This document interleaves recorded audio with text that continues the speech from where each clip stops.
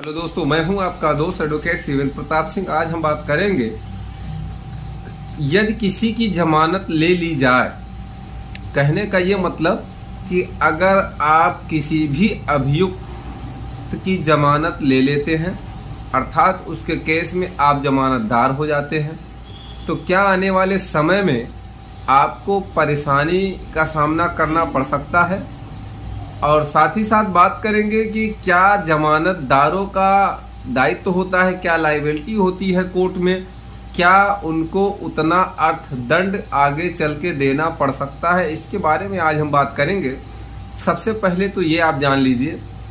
अगर कोई भी व्यक्ति आपको नहीं जानता और आप उसे नहीं जानते,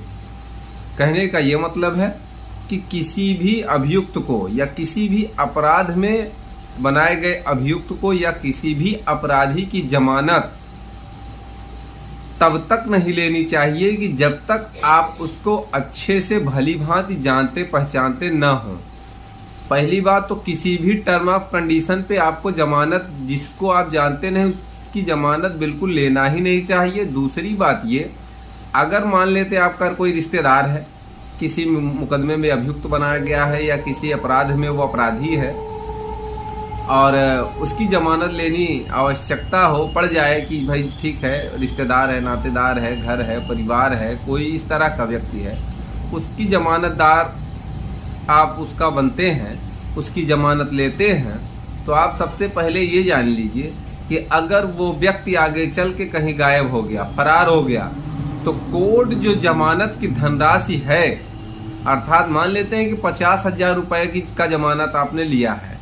तो वो 50,000 रुपए आपको न्यायालय में भरना पड़ जाएगा।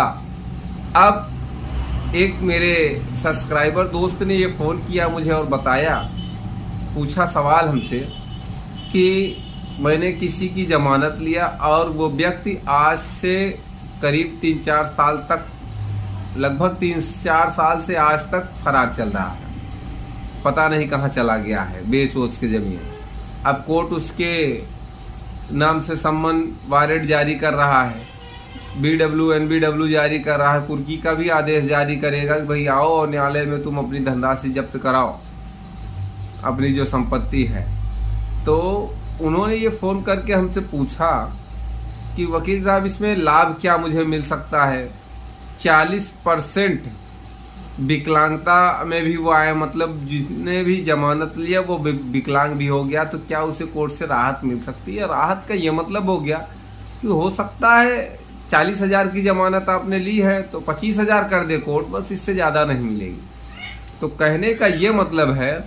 कि अगर आप किसी के जमानतदार हो रहे हैं तो होशियार होकर रहिए, सावधान होकर रहिए। अगर आजकल लोगों ने ये पेशा बना रखा है, 2,000, 4,000, 5,000 लेते हैं और किसी की भी जमानत ले रहे हैं। यहां तक कि ऐसे ऐसे लोग हैं न्यायालय में कि रोज का काम उनका है, खतौनी लेके जाएंगे अपने खेत की, फोटो लिए रहेंगे या वही खिंचा लेंगे, आधार कार्ड लिए रहेंगे, दिन भर में 4-5 लोगों की जमानत वो लेते हैं और बकायदा 8,000, 10,000 रुपए एक दिन की कमाई वो करके आ रहे हैं। इस तरह से कई लोगों को हम लोग भी जानते हैं, लेकिन क्या है कि वो उनका काम है, जमानत ले रहे हैं, क्यों जमानत ले रहे हैं, वो कोर्ट का काम है कि भाई किस तरह से उनको मान रही है कोर्ट या नहीं मान रही, वो उनका काम है। जिस दिन भी अगर किसी भी पचड़े में वो फंस गए तो अच्छा खासा उनका कैरियर जो है, वो कैरियर की तो बात ना करिए चूंकि अब वो बूढ़े हो गए हैं, लेकिन उनकी संपत्ति जब्त हो जाएगी, कुर्क हो जाएगी, उन्हें नहीं समझ है, नहीं खबर है और हो सकता है उन्हें जेल भी हो जाए। तो कहने का ये मतलब है, किसी भी अभियुक्त की जमानत लेने से पहले उसको 100 बार आप सोचिए। हाँ, वो अलग की बात है, किसी छोटे अपराध में आपने जमानत ले लिया, सरेंडर कर रहा है व्यक्ति उसमें या पारिवारिक विवाद में जमानत ले लिया, वो अलग की बात है, उसमें कोई अपराध की बात नहीं होती है। लेकिन कोई हत्या का केस है, मर्डर का केस है और आपने रेप का केस है, बलात्कार का, अर्थात इस तरह से हीनियस क्राइम है और आपने उसकी बेल ले ली और वो व्यक्ति घर जमीन खेत जो भी है उसका बेच के कहीं और चला गया, दिल्ली चला गया, बम्बई चला गया, मतलब out of station, out of state चला गया। कहने का ये मतलब है दूसरे राज्य में चला गया। अब भाई उसका केस जब खुला तो उसे पुलिस जांच इंक्वायरी शुरू कर दी, खोजबीन उसका शुरू हो गया, लेकिन अब उसका कहीं कोई अता पता नहीं है। तो फिर दूसरा नंबर जो खोजबीन का होता है वो होता है जमानतदारों का। अब जमानतदारों का जब खोजबीन स्टार्ट होगा, सर्च वारंट जारी होगा कि कहाँ गया, अगर वो मिलता है तो ठीक है, उसे फिर से जेल जाना पड़ेगा, लेकिन नहीं मिला तो जमानतदारों का ये दायित्व तो बनता है